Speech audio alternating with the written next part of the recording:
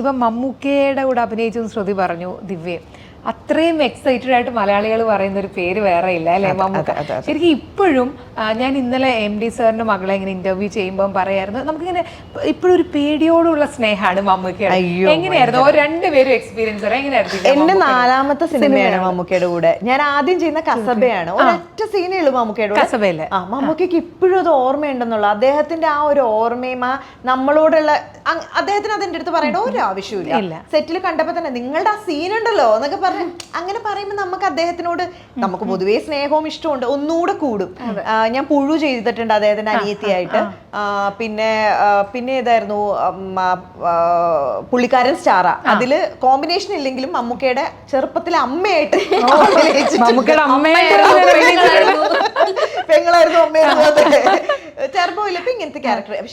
പണ്ട് അഞ്ജുന്നൊരു മകളായിട്ടും അഭിനയിച്ചിട്ടുണ്ട്, നായികയായിട്ടും അഭിനയിച്ചിട്ടുണ്ട്. അതുപോലെ അപ്പൊ ഇതില് ഉള്ള സീൻസ് എല്ലാം മമ്മൂക്കയുടെ കൂടെ തന്നെ കോമ്പിനേഷൻ. അപ്പൊ എന്നെ വിളിച്ചപ്പോഴും അങ്ങനെ പറഞ്ഞു, വൈശാഖ് സാറിന്റെ പടം. അപ്പൊ അദ്ദേഹത്തിന്റെ പടം നമ്മള് വലിയ സന്തോഷമാണല്ലോ. പിന്നെ ഒരു വമ്പൻ ബഡ്ജറ്റ് വലിയൊരു പടമാണ്, വലിയ ബാനർ, മമ്മൂട്ടി കമ്പനി.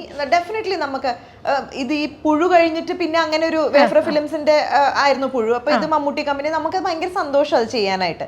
അപ്പൊ അത് ഈ ക്യാരക്ടറിന് പ്രത്യേകിച്ച് കാര്യങ്ങളൊന്നും ഇല്ലെങ്കിലും ത്രൂ ഔട്ട് ഉള്ളത് മുഴുവൻ മമ്മൂക്കയുടെ കൂടെ. അപ്പൊ അതുകൊണ്ട് നമ്മൾ ഓൺ. അങ്ങനെയാണ് നമ്മൾ ശ്രുതി പറഞ്ഞത്. അഭിനയിക്കുമ്പോ അപ്പം നമ്മൾ ചിലർ പറയും പുഴുവിലാണ് ഇത്. മമ്മൂക്ക കാണുന്നുണ്ടോ എനിക്കറിയാം. പുഴുവില്